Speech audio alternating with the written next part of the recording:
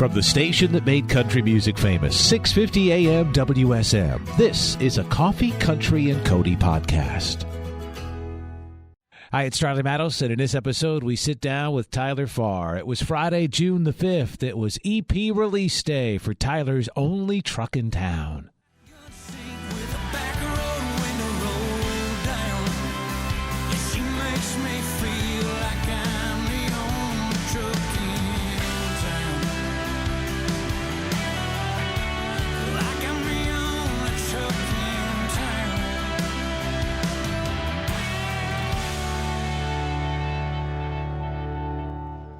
That's our friend Tyler Farr on Coffee, Country, and Cody. Circle Television all over the country. Circle All Access for social media, circleplus.com and WSMonline.com. You can stream us anywhere or here at home, 650 AM WSM. Good morning, Tyler. Welcome in. Good morning. How y'all doing? Great. Now, only truck in this town. I was talking to you off the air before we went live. I've been telling Charlie Matos, our producer, I said, man, I remember him doing this song because it just rang with me on the stage of the Grand Ole Opry, but it would have been a few months ago. And you said, yeah, I probably did do it then. Yeah. And I had this song for a while. Yeah, we've had it. This is one of the first ones me and Aldine found. And it was one of those people who were like, well, why'd you pick this to be the leadoff single off this EP, the first single back to radio? Because my last album or project that I've even put out was the Suffer in Peace album that had Guy Walks in a Bar on it, and that was 2015. So it's been about 5 years. This song, though, like, we didn't want to go putting something out there. Some songs, are super meaningful, maybe change the world. We weren't trying to change the world with this song. It was just like, hey, this is Tyler Farr music, and I'm back, y'all. What's up? So that's what this song, we just thought it was so. I pick songs that are relatable to my fans and stuff, and this was just a simple sing-along song that I thought every country boy and country girl could get out there. Well, Jason Aldean, the Jason you referenced, is your producer. Where did that friendship start and become a working relationship? I guess I'd have to look up in my logbook, but I guess when we started, I started touring with him right after Redneck Crazy hit. It was, probably 7 years ago, I'd say. Yeah, about 7 years ago. And it was the Burn It Down tour, and we did I did 2 years in a row with him. So I was seeing Jason more than I was seeing my wife. And we apparently he was seing you more than he was seeing his wife too, right? Yeah, we couldn't do 3 years in a row because people think we were in a relationship. So don't want to give them. I mean, Jason's pretty and all, but my wife's a lot more prettier. But we learned earlier that a friend of yours, your longtime male companion, Lee Bryce, has got stories about you and why that friendship started and why he loves you so much. Well, Lee, like Jason, I've always been a firm believer in surrounding yourself by good people and, making good friends. And just like songwriting, my rule of thumb was from day one to, always write with a much better songwriter than yourself if you want to get better at songwriting. And that goes the same out with respect to Lee and his talent, one of the most talented people I've ever been around with. It's the same way with Jason Aldean and me and Jason just hit it off on tour. And Jason ain't a dude that's going to walk across a parking lot to your bus and come talk to you. I think the first day on the road, I just jumped up on his bus and was like, hey, man, thanks for having me. I appreciate it. How you doing? And he's like, yeah, come in and sit down. And we just kind of hit it off. He likes hunting. I'm a part owner and buck commander now with him and Luke Bryan and Willie Robertson. And, I like to surround myself by good people, the buck group, and guys like Lee Bryce and Jason Aldean, and they always got your back, and that's what it's about. That's what makes country music what it is. We'll come back to the Lee Bryce connection here in just a moment, Joe. But I wanted to talk about. So we talked about the friendship. Why don't you produce my record? Where did that come into play with Jason? Honestly, we were over at his house, and he used to live about 10 minutes down the road. I would ride my side-by-side over there and pester the crap out of him all the time, but sneak into a swimming pool. But it's good. It's good to have friends with a lot of money sometimes. You don't have to pay to go to a water park. You just go to their swimming pool, But we was over at his house bowling. He had a bowling alley put in his house, for God's sakes. This is stuff rednecks do when they get money.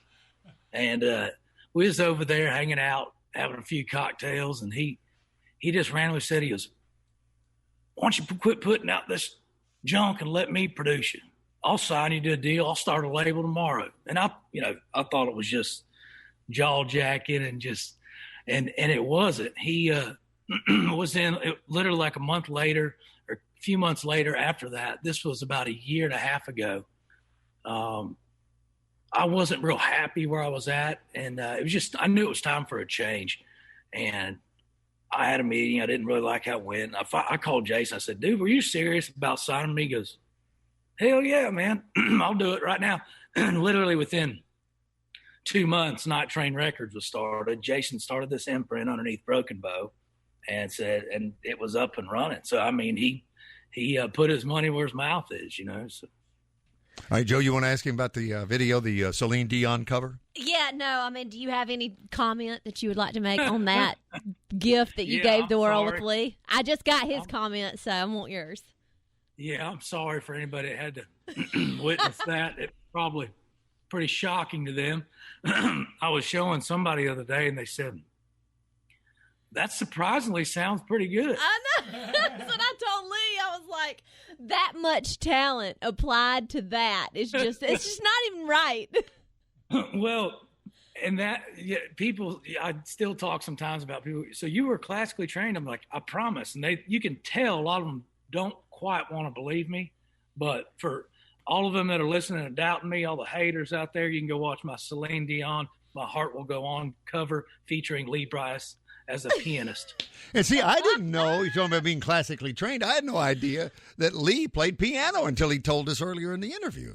Did you know that, Joe? I did not, and I didn't know that about you either, Tyler. But that was the thing about it. It's like you're standing there all, like very classically, and it's great. We had about 450 pounds right there of sexiness, this country boy on the piano, and I mean, I guarantee you, if you took that still frame and put it to people and said, "Hey, caption this," they would not expect where that was going to go to, which is a Celine Dion cover. If you don't make that merch with 450 pounds of sex, Lee Brice and Tyler Farr. Put those T-shirts out there at the merch stand.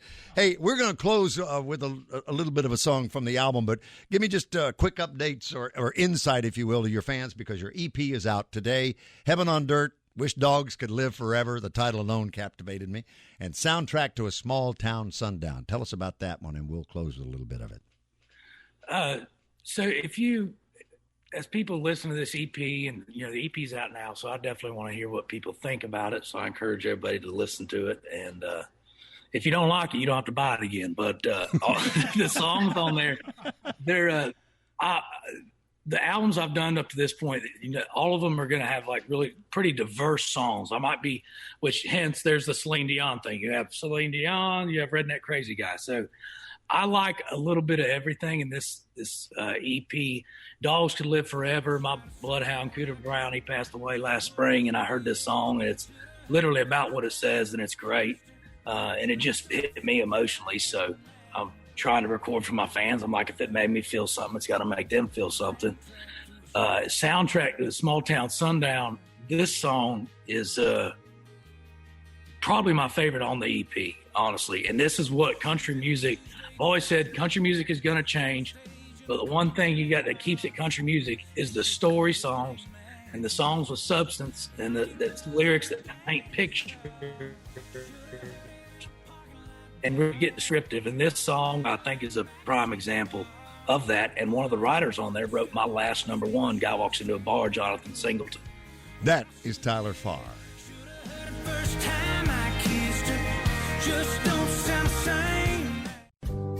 Thanks for listening to our Coffee, Country, and Cody podcast. Our program director at WSM Radio is J. Patrick Tittle. Our digital producer is Haley Hall. Marketing and promotions director is Amanda Cannon. And I'm Charlie Matos. If you like what you've heard, make sure you subscribe so you never miss an episode. And leave us a review on iTunes. It really does help new people find the show.